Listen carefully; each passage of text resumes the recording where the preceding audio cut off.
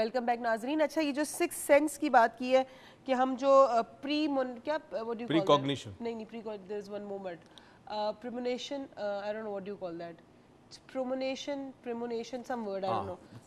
There was Sandra Bullock movie as well, I just forgot the name, कि आपको premonition कहते हैं, premonition something like that. So you basically see the future either, और आपको ऐसा feel होता है कि आपने देखा है तो ये फ्यूचर हुआ है, right? So is it like this कि आपकी सिक्स सेंस कोई चीज़ को क्रिएट करती है देखने के बाद, या फिर आप कोई चीज़ को वैसे ही सेंस कर लेते हो? क्रिएट आप नहीं करते अनटिल आप बहुत ऊंचे मकाम पर हो, ठीक है ना, मगर होता ही है कि एक वाकया जो होने वाला है वो ऑलरेडी टाइम एंड स्पेस में कहीं पर मौजूद होता है, सिर्फ वो जो वक्त है बीच का जो फासला है वो तय करना है आपने।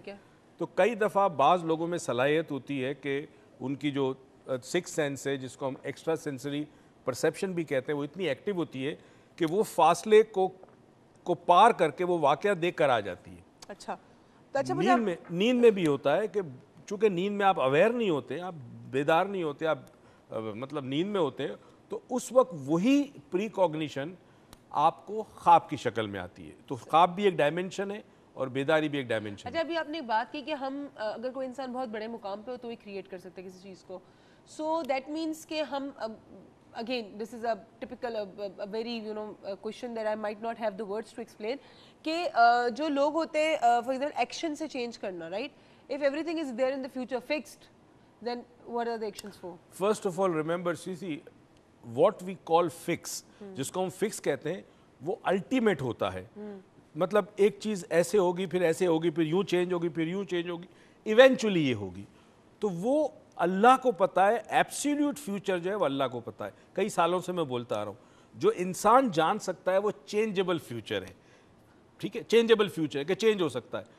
अच्छा, उसमें कुछ लिमिटेशंस होती है। फॉर एग्जांपल, इसको इजीली एक्सप्लेन करो, अल्ट्रासाउंड ये बता देगी कि माँ के पेट में जो बच्चा है वो लड़का है या लड़की है, ये बता सकेगी। अल्ट्रासाउंड ये भी बता देगी कि ये बच्चे में कोई डिफेक्ट है कि नहीं है, ठीक है। मगर अल्ट्रासाउंड ये नहीं बता सकती कि बच्चा बड़ा होकर सियासतदान बनेगा, डाकू बनेगा, या फिर अब्दुल सत्तार रेदी बनेगा। अच्छा, मुझे बताइए, क्या absolute reality is death? Absolute reality death नहीं है। एब्सोल्यूट रियलिटी का मतलब ये है कि वो मकाम के जहाँ चीज़ें एक ख़ास शक्ल में आ जाएगी, उसके बाद वो चेंज नहीं होगी। अच्छा, तो तुम्हारे लिहाज से तुम जिस्म को यानी फिजिकल रियलिटी को डेथ कहती हो तो यस। अगर मैं फिजिकल रियलिटी को डेथ कहती हूँ, चलें हम आज का तो थोड़ा टाइम, मतलब अगेन बहुत सा, I am so sorry to the people who could not talk, क्योंकि अब टाइम खत्म हो गया। मैं क्या करूँ, घंटे का शो। मैं रिक्वेस्ट करूँ, हाँ, इन लोगों से इतने अच्छे आज पढ़े लिखे सवाल आए थे, प्लीज मंडे को आप लोग आइए, नेक्स्ट वीक फिर आ जाना आप लोग। और वही बात है, अभी मुझे ये कह रहे थे बड़े ब्रेक में ना, बड़े उससे वट से, कि अभी सबसे बात करनी, मतलब टाइम 5 मिनट रह गया और सबसे बात करनी है, तो बड़ा अजीब सा है ना, यू नो। और बस जा रहे हैं आज। कल का हमारा टॉपिक जो होगा वो होगा चाइल्ड इशूज़, पेरेंट्स इशू पे बात की, चाइल्ड अपब्रिंगिंग पे भी हमने बात की। बट यार, ये छोटे छोटे बच्चे होते हैं नन्हे मुन्ने से बेचारे, even till the age of 18 I would say they are kids, they are teenager kids, या टीनेज एडल्ट्स भी आप कहते हैं कहीं कहीं, तो but they are teenager kids, तो they are suffering from a lot of issues, you know, and the issues are created by us, हमसे इश्यूज क्रिएट हुए हैं सारे।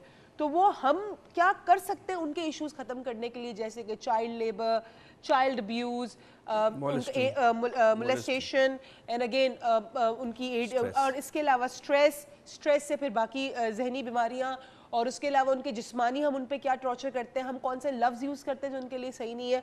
तो we will talk about child upbringing, so या may be child issues, you can say that child issues as well. So please do watch कल का और परसों का शो, बिकॉज बहुत सारे पेरेंट्स कॉल कर रहे थे, फिर आप नहीं देखते, फिर आप वापस से सेम टॉपिक की आप रिक्वेस्ट करते हैं। बार बार हम एक टॉपिक नहीं कर सकते, बट जस्ट बिकॉज कि आप लोग चाह रहे थे बच्चों के ऊपर बात हो, तो हम ज़रूर कल और परसों करेंगे। सो प्लीज़ डू वॉच, और हो सकता है कि कुछ बच्चों से भी मुलाकात हो हमारी, कुछ मिले भी बच्चों से। तो अपना बहुत ख्याल रखिएगा, और please you know start using your senses, you know, this is your own nation, this is your own country, किसी की नहीं, आपकी अपनी है। Own it, save it and live in it. Over to you. एक बात ज़रूर लोग हमें बार बार पूछते हैं कि लाइट नहीं होती अक्सर पाकिस्तान के शहर में 9 बजे, तो रिपीट कहाँ होगा? तो रिपीट जो है वो दूसरे दिन दोपहर 12 बजे होता है, राइट? या तो आप YouTube पे भी देख सकते हैं, हमारे फेसबुक का जो फैन पेज है उस पर भी देख सकते हैं, इनका फैन पेज है, डॉक्टर मोइज लाउंज का फैन पेज है, मेरा फैन पेज है, तो किस पे भी अगर आप हैं तो वहाँ वो रेगुलरली अपलोड होता है, तो आप उस पर देखें। Please give us your tweets as well. आप सोशल नेटवर्किंग पर आके हमसे बाकायदा बात कर सकते हैं, कोई मशवरा चाहें तो वो ले सकते हैं। तो आप ट्विटर पे भी जा सकते हैं, हमारे नाम से सर्च कर लें, डॉक्टर मोइज़ लाउन से सर्च कर लें। आप फेसबुक पे चले जाए तो we are there to help you out, so please stay in touch and over to you. Finally जी बस आज ज़्यादा मैं बात नहीं करना चाहता मगर एक थोड़ा सा पैगाम देना चाहता हूँ अपनी कौम को, अपने कौम के अफराद को। और ये एक छोटी सी कहानी है।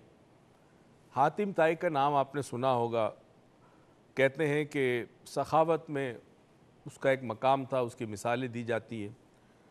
एक दिन हातिम ताई ने 40 ऊँट ज़बा किए और एक दावत आम कर दी, और अतराफ़ में सब जगह मशहूर हो गया कि आज शाम को हातिम ताई के घर पे दावत है और सब लोग आए खाना खाएं। हातिम ताई ने जब दावत वगैरह कंप्लीट हो गई तो लोगों से बातचीत की कि भाई कोई ऐसा शख्स था जो नहीं आया। सब ने कहा नहीं है, सब हम जिसको जानते हैं वो सब आया, सब आए। एक शख्स ने कहा कि एक आदमी है, उम्र का ज़रा बड़ा है, वो नहीं आया। तो हातिम ताई ने पूछा कि वो कहाँ मिलेगा मुझे। तो उन्होंने कहा शायद वो जंगल में लकड़ियाँ काट के वापस आ रहा हो, आप ज़रा जंगल की तरफ जाके देखें। तो हातिम ताई गए जंगल की तरफ। सखी तो थे दिल के, और ये बात भी बड़ी अजीब सी लगी कि मैंने दावत की है, सब ने खाना खाया और ये शख्स क्यों नहीं आया, शायद बीमार हो, कोई वजह हो। बहरहाल वो जंगल के करीब पहुँचे तो उसने देखा कि एक आदमी लकड़ियाँ लेकर अपने सर पर जंगल से बाहर आ रहा था। हातिम ताई ने उसको रोका, पूछा कि भाई क्या तू वो शख्स है कि जो आज मेरी दावत में नहीं आया था? उसने कहा मैं वो शख्स हूँ। तो उसने कहा भाई कोई वजह है क्या, काम में था? कहता नहीं, क्यों मेरे घर पे दावत पे नहीं आया? उस आदमी ने कहा कि देखें वैसे तो मेरी उम्र बहुत बड़ी हो गई है, मगर अल्लाह ने मेरे हाथ और पैर सलामत रखे हैं। जब तक मेरे हाथ और पैर सलामत है, जब तक मैं काम कर सकता हूँ, मैं अपनी रोज़ी खुद कमा कर उससे खाना खाऊं, किसी और का नहीं खा सकता मैं। ये खिलाफ है इस बात के कि अल्लाह ताला ने मुझे अभी भी इतनी कुव्वत दी है कि मैं अपने हाथ से कमा सकता हूँ। एक शख्स हातिम ताई की दावत पे इसलिए नहीं जाता कि उसे इस बात पर फ़ख्र है कि अल्लाह ताला ने उसको वो सलाहियत दी है, ताकत दी है कि वो अपने रिज़्क़ खुद कमा कर खा सकता है। बात तो बड़ी छोटी सी नाज़रीन, मगर अगर गौर करें तो बहुत सारा पैगाम है इसमें। हम मुफ्त की चीज़ों के पीछे दौड़ते हैं, मुफ्त की दावत मिल जाए, मुफ्त की कोई काम मिल जाए, मुफ्त की कोई चीज़ मिल जाए। अरे कभी कभी अगर आप किसी कॉन्फ्रेंस में चले जाएं या बहुत सारी एग्जीबिशन लगी होती है तो लोग जाते हैं एक एक स्टॉल में, और कुछ नहीं तो वहाँ से ब्रोशर दबा दबा के उठा के लेके आते हैं जो उनके बज़ाहिर किसी काम के नहीं है, मगर कॉन्सेप्ट है कुछ लेके आना, चाहे वो काम का हो या ना हो। ज़रा गौर कीजिएगा कि जो चीज़ हमारे काम की नहीं है वो हमारे लिए बेकार है, उसको ज़ाया ना करें। और जब तक अल्लाह ने हाथों में दम दिया है, अंदर दिल में हौसला मौजूद है, एक ख्वाब है जहन के अंदर, तो इंसान अपनी ज़िंदगी अपने हाथों से बनाए, किसी का मोहताज ना हो। इस दुआ और उम्मीद के साथ कि परवरदिगार आपको ज़िंदगी में बेतहाशा खुशियाँ दें, तौफीक दे के खुशियाँ दूसरों में बांटें। पाकिस्तान पाइंदा।